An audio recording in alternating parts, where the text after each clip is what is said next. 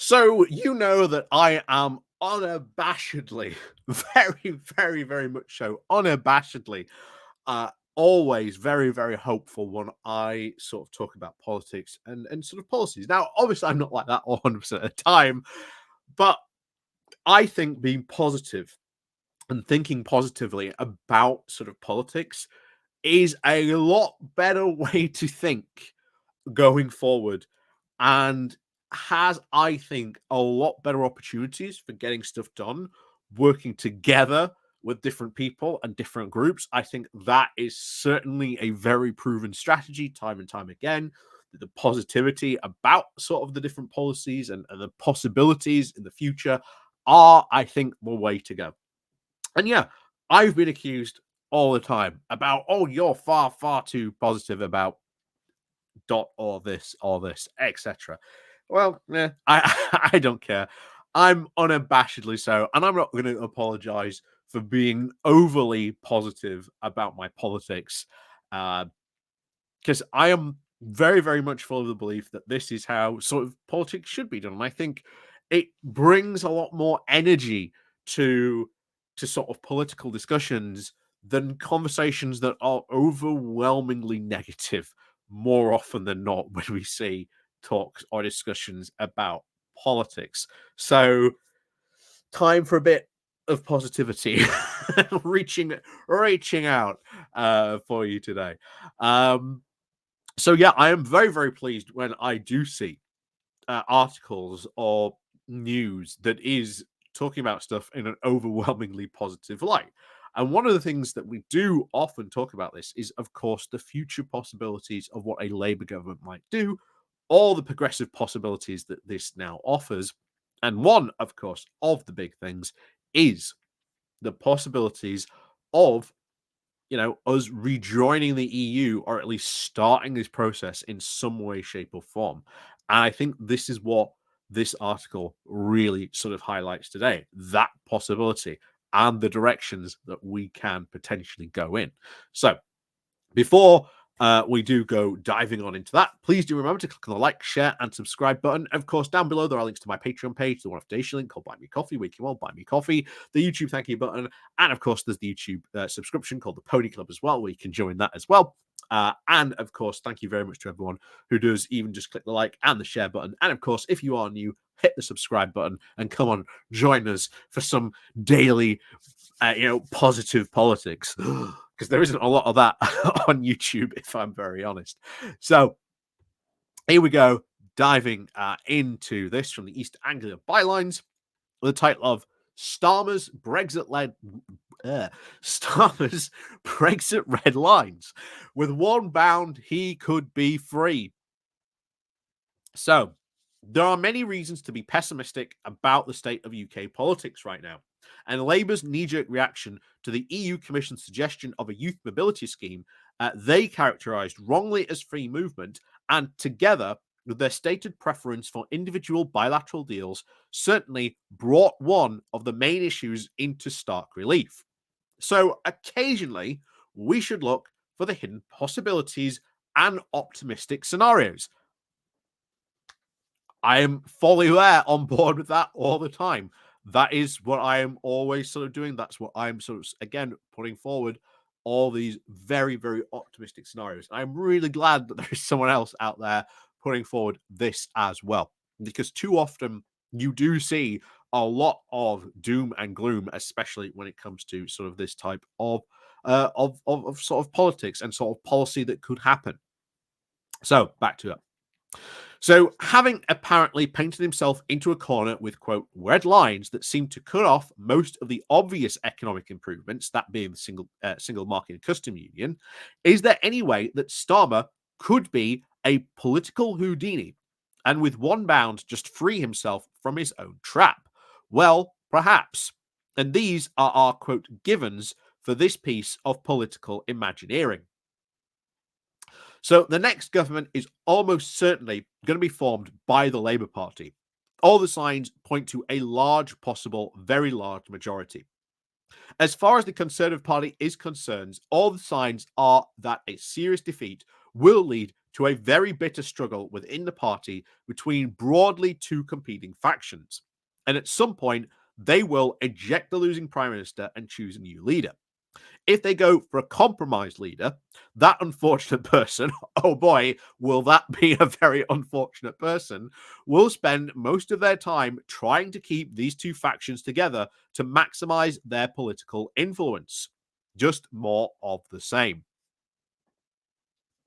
And oh boy, would that be hilarious, because he is right. Whoever takes over, if they go for the compromised candidate that's going to keep these two factions together, they ain't going to remain together. That leader will not last long. And, well, if they last more than 2 years, I will be very surprised. I'll be very, very surprised indeed. But back to it. So no one would be fooled.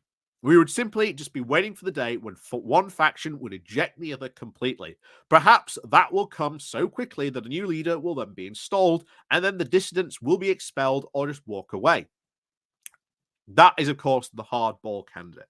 If that were to happen, even that would be fraught with frustrations and would still take a lot of time to really sort of settle in, because it's not just the MPs from those, different political factions, it's the people in the non-political party as well. So there's a lot of stuff at play there. If that type of leader came in and started to eject that faction, they would have a lot of work to do, a lot of work to do. So back to it. So right now, there are, of course, several candidates on the right of the party, all vying for the position. And it seems quite possible that faction will prevail. There is no alternative moderate candidate who's viable, who is clearly in command of a wide support within the party. Enough of the various right-wing candidates will be now touted as compromise candidates. So a Labour government will take power, facing what is without question the most challenging set of circumstances since the Attlee government took office at the end of World War II. So even with the Labour red lines, Labour will have a positive policy choices that it can use to make some difference. There will be some further rapprochement with the EU. There can even be limited agreements broadly under the head of dynamic alignment.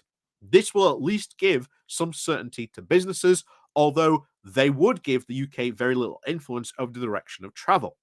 Stretched to the limit, this flexibility might actually lead to a bespoke customs agreement. Note, not membership of the customs union. I know plenty of people that will decry this possibility. It would certainly depend on a degree of goodwill from the EU side, which can't be taken for granted. There are, of course, some domestic issues of the incoming government that they will have to tackle. Many we will see this may see as a higher priority than agreements with the EU. And here they are still hemmed in by their own budgetary or fiscal red lines. I think there's probably more wiggle room than these now seems apparent now. Once you're in government and in charge of the narrative, you will be able to influence the presentation of these figures, and you do have more power than you have in opposition. And I've talked about this before. Fiscal rules, once you're in power, you've got a whole range where you can set the narrative. Oh yeah, we're doing this. It's within our fiscal rules. This is why that word, even though I know a lot of people treat it as a sort of an anti-Labour meme, it's actually an interesting political sort of strategy where you can go, oh yeah, this is in our fiscal rules now. And if Conservatives come up against you, what do you mean? Well, it's well within our fiscal rules. So it is very, very interesting to sort of, when you see that and you realize that they can set the narrative and they would have a lot more power than, when they were in opposition to be able to do that. So, like I say, I am very, very optimistic about that. So, let's say this new government then makes what it can be seen as a significant progress towards goals on, say, the NHS, housing, transport, water, or any of the myriad problems left behind by the wrecking Tories that enjoy broad public support for how long? How long before the electorate becomes very restive at the lack of change and progress? Or can it put it to the other way around? How long will the new government's honeymoon last? It is impossible to tell. Of course, if the electorate is reminded of the chaos of the previous government by continuing the infighting in the opposition, or a right wing leader proclaiming that they were never given the chance that they should have and have gone even further faster, the government could enjoy a more reasonable long honeymoon. Midterm, of course, is a traditional danger point. The 2.5 or 3 years in may be the government's sweet spot, shortly before, after it all becomes rather tedious for some of those who helped them to get into power or who hoped to go further, faster in a reforming direction. Keir Starmer, so far, has done a very good job of persuading the electorate that he is a safer pair of hands, and his approach seems to be paying off. Remember, really now with the results that we've had from the local elections, still waiting on all the results to come out. I think we're going to be very, very much carrying on into the weekend. So it might even be Sunday where we finally talk about sort of the results more in full. But of course, we are hearing more and more good stuff that happened during these elections, more of the results that are coming in. Very, very positive news on that front. So, where were we?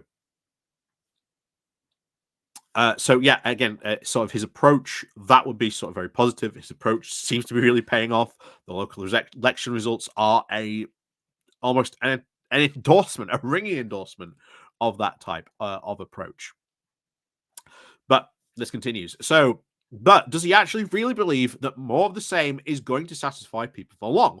Halfway through the first term, with the horrors of the current government still fresh in the mind of the electorate and the Conservative Party still in disarray, if the Labour government had been successful in rebuilding trust and confidence in its competent and long-term plan, might there be now time to seek a new, more radical reforming mandate? So the Fixed Term Parliament Act is now gone, which puts a weapon in the hands of a Prime Minister who is prepared to take some risks. A good time to assess whether progress has been made. To try and explain to the electorate that the situation is now more difficult than it seemed at first, and that a fresh mandate is now needed for a more flexible approach to political, economic, and strategic realities that the country now faces. A new mandate with more flexibility than in 2024. So, hey, you've gone in, you've done some improvements, but now you need a freer hand. You need to be more, as it said there, you need to be more flexible. The political, economic, and strategic realities have now changed. We need to go back to the country and say, look, this has now changed. We need to go back to the country. It's not a bad proposition. So it would certainly not be a mandate which would possess the application to join the EU, but it would be one that would build on whatever progress has now been made and would seek to now deepen and even strengthen the relationship with Europe to mutual advantage. Closer alignment to European standards across a range of areas would mean removal of tariff barriers where possible, further strengthening of the strategic relationships with closer political cooperation. A new mandate could, of course, also encompass a new, more domestic reform, which might even be the headline. Crucially, no referendums, just a regular vote to provide a new mandate for a government in the traditional British way. Impossible? No. Likely? No. But somewhere in between the two. If you want to watch an intellectual person, say a lawyer, actually paint themselves into a corner, you should always allow for the possibility that they have seen how exits can be made. There may be ways and others that I haven't thought of, but this one is feasible. So I think that's a very feasible idea that after maybe 2 or even 3 years with no fixed term Parliament Act, Starmer could go back to the UK and say, hey, look, we've had all these improvements. We've managed to make the situation better, but now we need to do even further and more. And we want a mandate from the British people to be able to do that. Will you give us that opportunity? I think that potentially could be something, a direction might be feasible. We'll see what happens, of course, in the future. But I think it's going to at least take that long probably to sort out a lot of the messes. And honestly, we're going to have to wait to see how a Labour government really does in power, how it deals with the situation and the problems that maybe will come up during that time as well. Because it's not just going to have to be fixing all the problems of the past. It's also the fact that you're also got, logs streaming at you, potentially coming downriver, not knowing what might happen, or what new political crisis might pop up next. So who knows what could happen in the future? But honestly, as a positive sort of outreach of, hey, if Labour do all this, if they make all these improvements, they're in a position where they need more flexibility, they need more, you know, chances to go back and do more stuff. Then why not go back to the public earlier and say that to them and put that case towards the British public? It's not beyond the realms of possibility. And like I say, at the end, as it said, likely, non-likely, it's probably somewhere in the middle. But who knows what, the differences the days may make. Like I say, we are here now in 2024, and only in 2021 we were talking about the possibility of a decade of conservative dominance stretching into like the 2030s. Here we are in 2024, and oh my, how times have changed. Just because things have got worse does not mean that things can improve and get better. So always remember that. So, as always, thank you very much for watching. And of course, as always, we'll see you all next time.